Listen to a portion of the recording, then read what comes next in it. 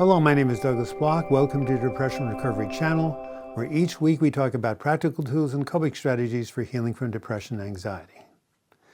Today is Flashback Friday, a feature in which I republish one of my earlier videos you might not have seen that contains really important coping strategies that will help you attain a better mood.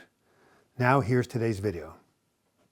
The title of today's video is How to Get Free of OCD. I kind of like rhymes. And speaking of OCD, which means obsessive compulsive disorder, I've always wanted to be an actor.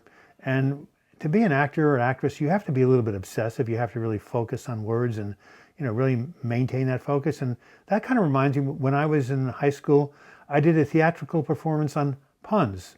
It was a play on words. All right, that was a joke, so now we can move along. As you know, those of us who suffer from depression often can be very ruminative. We can focus on these negative thoughts and just get really tunnel visioned into them. And when this becomes more serious, it can develop into something that really interferes with our daily functioning, and it can become OCD, which stands for obsessive compulsive disorder. And in the next 10 minutes, I'm going to teach you a very simple 4-step process for reducing and managing your obsessive thoughts and compulsive behaviors. But before we do that, let's define the term OCD. According to the Diagnostic Manual on Mental Health Disorders, OCD has two components. 1, obsessive thoughts. 2, compulsive behaviors. Obsessions are defined by two things. 1, recurrent and persistent thoughts, urges, or impulses that are experienced as intrusive and unwanted and cause marked anxiety or distress. 2, the individual attempts to ignore or suppress such thoughts, urges, or images, or to neutralize them with some other thought or action, that is, by performing a compulsion. OCD symptoms can vary from being mildly annoying to majorly disrupting a person's life. And recently I was fortunate enough to hear or see a very compelling description of OCD on a 60 Minutes interview with John Green, who's a very well-known young adults author and a YouTuber. He used the metaphor of a thought spiral to describe his obsessions, and this is what he said. The thing about a spiral is that it's an endless thought loop that goes on forever. So let's say that I'm eating this salad and I have a thought that someone might have bled into the salad.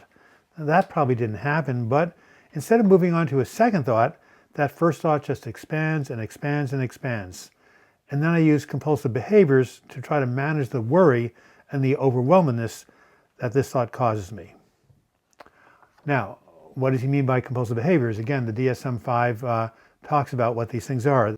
Examples of these compulsive acts that Green refers to include, first, repetitive behaviors such as hand washing, ordering, or checking, or mental acts such as praying, counting, and repeating words silently.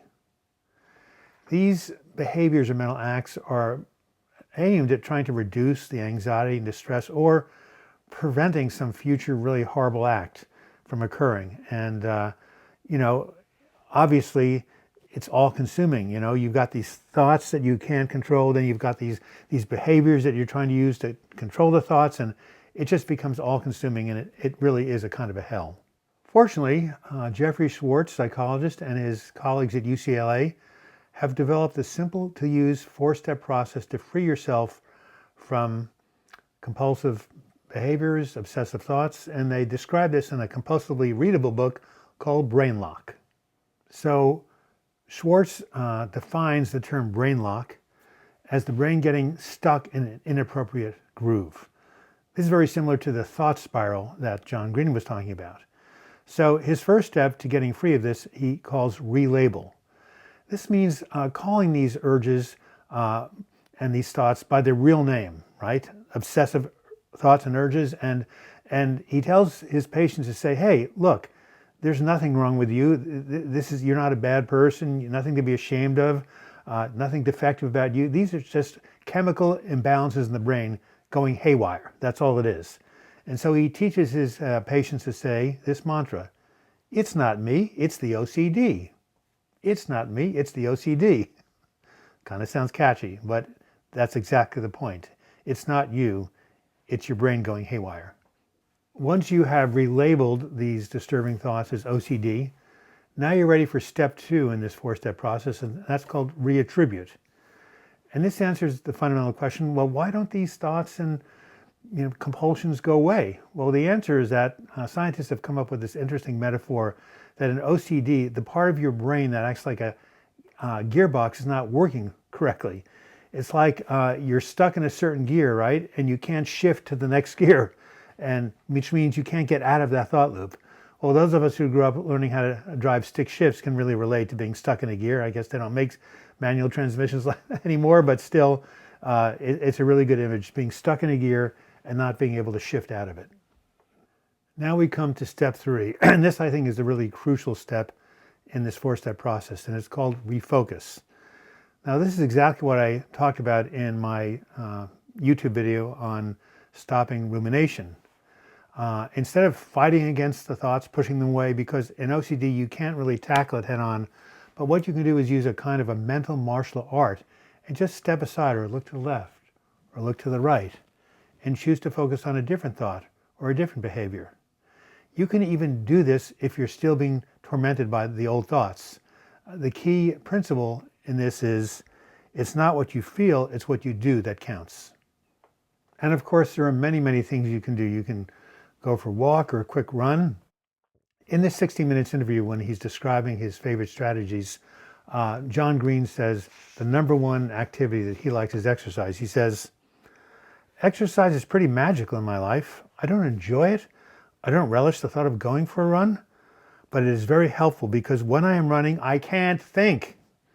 Well, any of us who have used intense exercise to distract ourselves from obsessive thoughts or emotional pain can relate.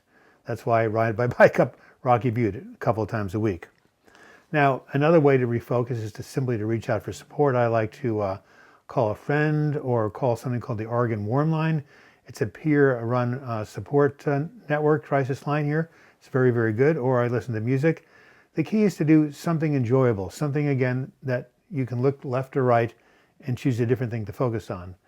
And of course, there are many enjoyable things you can do. I have this chart, which I just recommended in the last video, this color diagram where I talk about 45 or 50 different self-care strategies to improve your mood. And if you write douglasbloch@gmail.com, I'd be happy to send a chart to you. And then when you find yourself needing to refocus, you've got a bunch of stuff to choose from. The final step of this 4-step process is called Revalue.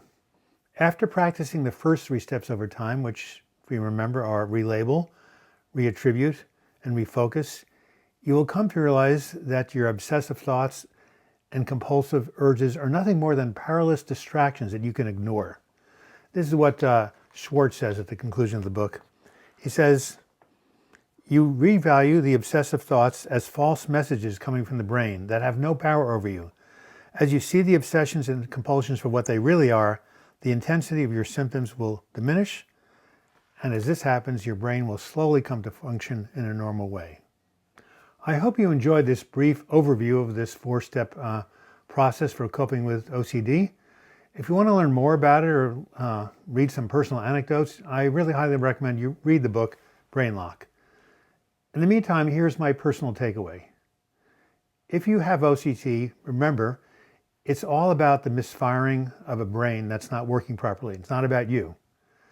And if you just gently turn aside and focus on some positive coping strategies instead of obsessing about the obsessions, right? If you just turn aside and do these positive coping strategies, you can learn to manage your OCD. Remember this really important psychological truth.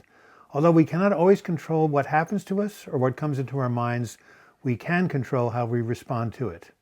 I'm going to repeat that again. Although we cannot always control what happens to us or what comes into our minds, we can decide on how we respond to it. And therein lies our freedom. This has been Douglas Bloch. I hope you found the information on this Flashback Friday video helpful. If so, please give it a like, as likes draw more and more people to this channel and hopefully some more subscribers. You can also leave your comments in the comments section or email me douglasbloch@gmail.com. If you do want to subscribe to this channel, click on my photo in the closing credits. You'll be taken to my subscribe page. And if you click on the bell to the right, you'll be notified every time I do a new video or live chat. And if you want to contribute to this channel and become a patron, simply click on the Patreon image. You'll be taken to my crowdfunding site. And until next video, I wish you the best in your mental health recovery. Thank you so much.